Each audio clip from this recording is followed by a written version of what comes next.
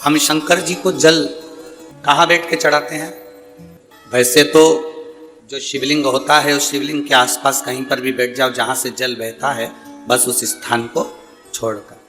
पर विशेष जल चढ़ाने का स्थान कहां से बताया गया? उत्तर की ओर मुख कर। हमें दक्षिण में बैठना है, उत्तर में मुख करना। उत्तर की ओर भगवान शंकर की जलाधारी, जलाधारी से मतलब है जो शिव जी का चढ़ा हुआ पानी जो बहता है वो उत्तर की ओर जाता है। तो हम कहां बैठते हैं? दक्षिण की ओर। मान लो शिव जी का पानी इधर जा रहा है तो तुम्हें इधर बैठना है, शिव जी का पानी इधर जा रहा है तो तुम्हें इधर बैठना है।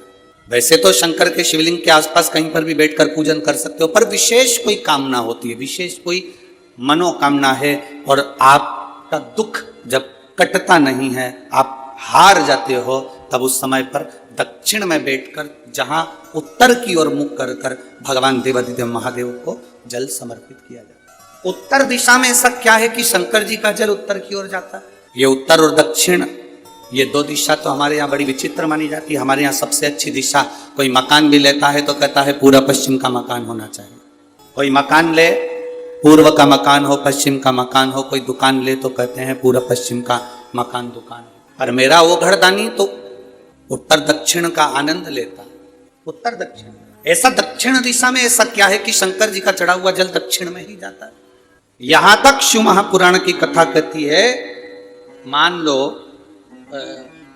आपके घर में छोटा सा शिवलिंग है, आपके घर में छोटा सा शिवलिंग है, उस शिवलिंग को आपने थाली में रख लिया।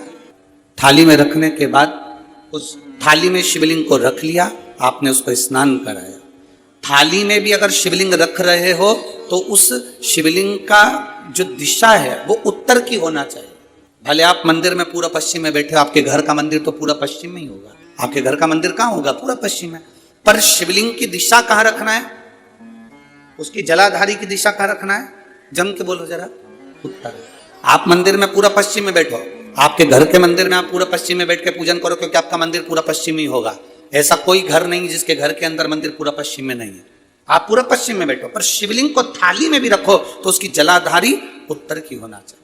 आपने अगर स्नान कराया है, शंकर भगवान के शिवलिंग का जल जो आप लेकर जा रहे हो विसर्जन करने के लिए, शिवलिंग का चढ़ा हुआ पानी जो भगवान को हम घर में स्नान कराते हैं, भगवान को घर में नहलाते हैं, स्नान का जो जल होता है उसको हम ले जाकर जब वृक्ष में डालते हैं, उस समय पर शंकर का घर में चढ़ा हुआ जल जब हम ले जाकर उसको डालते हैं वृक्ष में, अगर आपका ध्यान उत्तर की ओर है, आपका मुख उत्तर की ओर है, भले आप जल डाल रहे हैं पर मुख यदि आपका उत्तर की ओर है तो आपकी मनोकामना पूर्ण होती ही है, ये निश्चित है।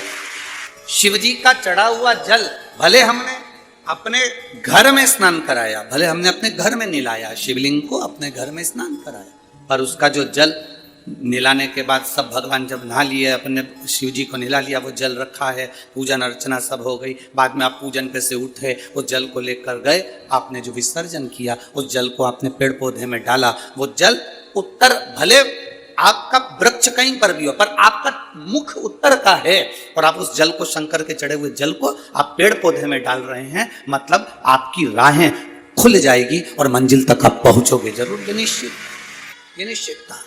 जो तुम जल शंकर जी पे चढ़ाते हो, कहीं पर भी खड़े होकर चढ़ा रहे हो, वो जल उत्तर में जा रहा है, उत्तर में जा रहा है, मतलब तुम्हारा रास्ता उत्तर दिशा में अगर जल जाता है तो तुम्हारा रास्ता खुल जाता है, ये निश्चित है।